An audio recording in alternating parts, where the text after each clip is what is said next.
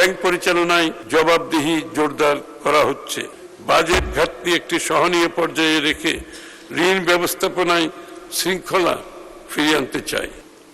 ফ্যাসিবাদী সরকারের সময়ে দুর্নীতি ও সংশ্লিষ্ট অপরিকল্পিত প্রকল্প গ্রহণ এবং তার অর্থায়নের জন্য বিপুল পরিমাণে ঋণ গ্রহণ করায় আমাদের ডেট সাস্টেইনেবিলিটি ঝুঁকির মুখে পড়েছে।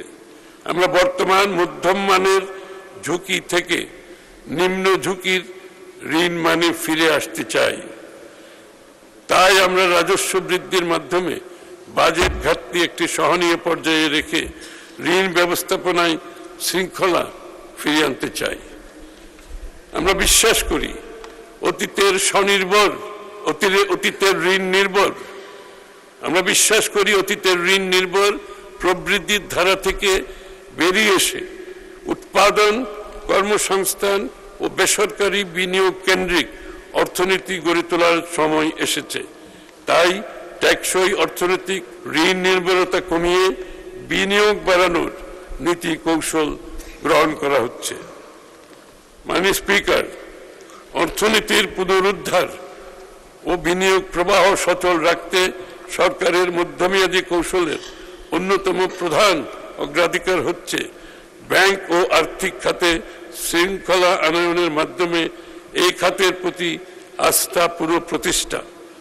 এই লক্ষ্যে ঋণ এই ক্ষেত্রে খেলাপি ঋণ হ্রাস, ঋণ অনুমোদন, পুনঃতফসিলকরণ ব্যবস্থায় স্বচ্ছতা নিশ্চিত করা এবং ব্যাংক পরিচালনায় জবাবদিহি জোরদার করা হচ্ছে। দুর্বল ব্যাংকসমূহের আর্থিক সক্ষমতা পুনর্গঠনের জন্য ঝুঁকি ভিত্তিক তদারকি ব্যবস্থা চালু করা হবে এবং প্রয়োজনীয় ক্ষেত্রে পুনর্মূলধনীকরণ রিক্যাপিটালাইজেশন ও ব্যবস্থাপনা সংস্কার কার্যক্রম গ্রহণ করা হবে। উল্লেখ্য, দুর্বল ব্যাংকসমূহের পুনর্মূলধনীকরণের জন্য চলতি অর্থবছরে সরকার প্রায় 40,000 কোটি টাকা ব্যয় করেছে। আমানতকারীদের অর্থ ফেরত প্রদানের লক্ষ্যে ব্যাংক পুনর্গঠনের উদ্যোগ নেওয়া হয়েছে।